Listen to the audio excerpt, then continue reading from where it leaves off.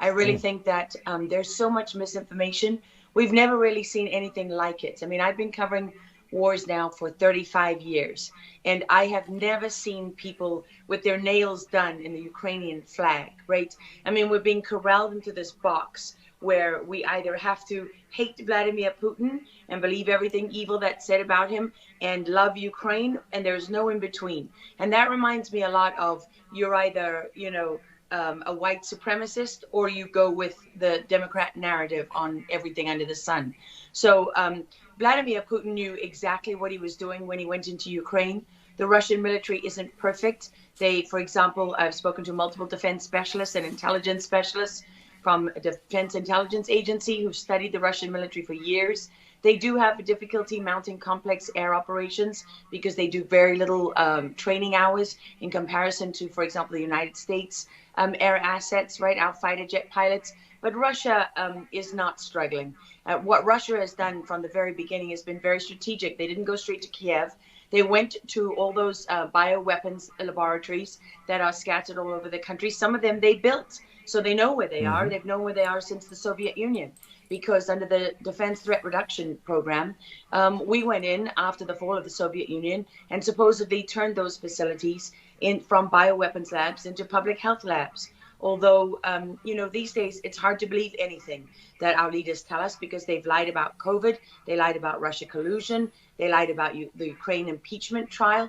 And there's so much more going on in Ukraine that nobody is talking about. You see such dishonesty when it comes to the history of Ukraine. You see dishonesty when it comes to the Azov battalion, which is funded by the US and NATO. I mean, you can find pictures of them online holding up the NATO flag and the swastika at the same time. Their own emblem contains the black sun of the occult, which was a Nazi SS emblem.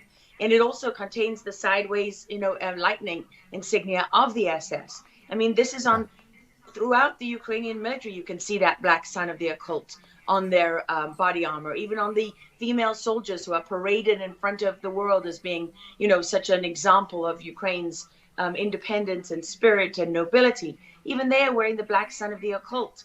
And, the White House wants you to believe, well, this doesn't matter, it's just a small number of troops. It's not true. The Azov battalion has been murdering its way through eastern Ukraine. Yeah. We don't want to admit this. This was why Crimea voted for independence. This is why Crimea wanted to be with Russia.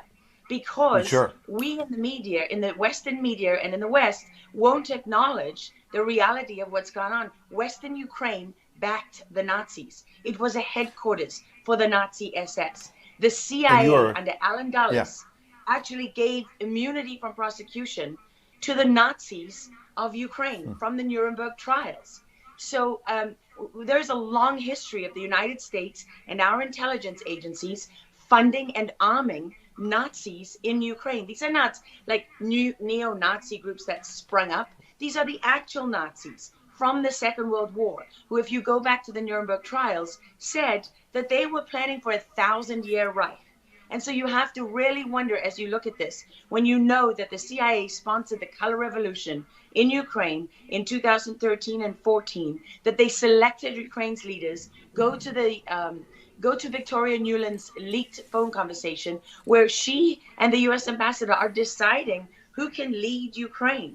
I mean, there's as much interference here as you could possibly imagine before you even get to Hunter Biden, Nancy Pelosi, John Kerry, and Mitt Romney, and all of their children who are employed, who earn millions from Ukrainian gas companies. Yeah, you are pointing, pardon me, to a real credibility crisis for our leaders. I want to let Karen Turk jump in. Yeah, I wanted to bring up the fact that President Zelensky is Jewish, and I don't know exactly how this factors in, but there's some very interesting points in what you're saying. And looking at this, you could think it's political theatrics. You made a very good point at the beginning that you think that Putin is in control. And I actually want to play something that Jen Psaki said, because it seems that the White House is actually echoing that sentiment. Watch this. Well, the end game is really a question for President Putin. We have completely crushed his economy. We have provided military assistance, humanitarian assistance to the Ukrainians, enabling them to fight back for far longer than the Russian leadership anticipated. And again, he has to determine what the path forward looks like for him. Thanks, everyone. He's determining what this looks like. And I think that's a lot of what you said, Laura. I'd love to get your thoughts on that, what you just watched. What troubles me about the moment that we're in is that we have such a selective and a narrow reading of history. You know, President Zelensky may be Jewish, but he's not the only one in this who suffered during the Second World War, whose ancestors suffered, right? I mean, look at Putin. How many relatives did he lose in the siege of St. Petersburg? People don't know their history. They don't know what made Vladimir Putin. And I'm not I'm not defending him. I don't need to defend Vladimir Putin. My job as a journalist is to try to understand what is the truth here. I don't like being lied to. And we're being lied to on an epic scale. When we're told your only choice is you have to be 100% with Zelensky, who's a puppet, who you can find on the internet in black stilettos and leather pants, you know, with shirtless, doing a spoof Dancing with the Stars kind of entertainment video. That's a mock of a Ukrainian group that does this kind of satanic occult type of music video. And I mean, Zelensky was selected like so many of our leaders. And honestly, with big tech and with election fraud these days, we don't know how many leaders all around the world have been selected for us and weren't actually voted in. But what we do know is that there are increasing problems with technology and the digitization of our world. Because look at what's happening with COVID. Look at what has happened globally. We are fighting the same battles all over the world. To pretend that this war is about Russia and Ukraine is just a barefaced lie. If Putin has been warning for 15 years that he is not going to stand by while the globalists take over the world, build bioweapons facilities and whatever else they're doing in Ukraine, Ukrainian oligarchs. Ukraine has been a center of money laundering for, you know, many of the leaders in this country. For how long? Billions of US dollars have been laundered through Ukraine, and we say nothing about it. These are our tax dollars. I mean, before the impeachment trial, had you ever heard of anyone in the United States, I mean, us bringing in foreign governments to the White House for anti-corruption training? I mean, does nobody question these things? Why do we not question them? We have an idiot like Lieutenant Colonel Vindman, who goes at the impeachment trial and sits there as a lieutenant colonel. He didn't even make colonel. And he's telling the president of the United States what his policy should be. You have a traitor in the form of Maria Yovanovitch, who was Obama's ambassador, who's telling Ukrainian government officials, don't listen to the will of the American people. Don't listen to the election results. We are the true leaders of America. I mean, and then people object when the woman isn't even fired. She's given a cushy job for life at Georgetown University at the expense of the U.S. taxpayer.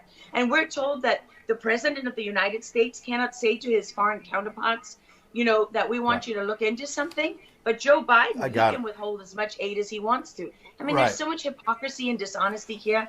And Ukraine is at the center of it all. Go back to Russia collusion. Go to Alexandra Chalupa. Go to Eric Karamella, the whistleblower who went to work for Adam Schiff, who wasn't really a whistleblower, and all those corrupt people in the deep state. And you know what? The deep state isn't a theory. It's not a conspiracy theory. It's an actual deep state. Look up the SES, the Senior Executive Service, because when that bureaucracy was ushered into law in the United States of America, that's when we got a bunch of unelected bureaucrats pulling the strings behind the scenes. And these are the people that keep lying to us. Absolutely. And pardon me, we've got a live chat where we're streaming on Getter, for example, and I'm watching it as you're talking. People are talking about how you're dropping truth bombs and you're a real journalist. And I know that, having worked alongside you for many, many years when you're at CBS and many other places. And maybe they didn't want to hear the truth, but you're dropping those truth bombs now. Unfortunately, we got to hit a break right now. We'd love to have you back in the days ahead. We love having you on. Lara Logan, thanks for joining us on Real America's Voice. Thank you so much. All right. Well, we'll certainly have her back. A lot of important information. Great information. Get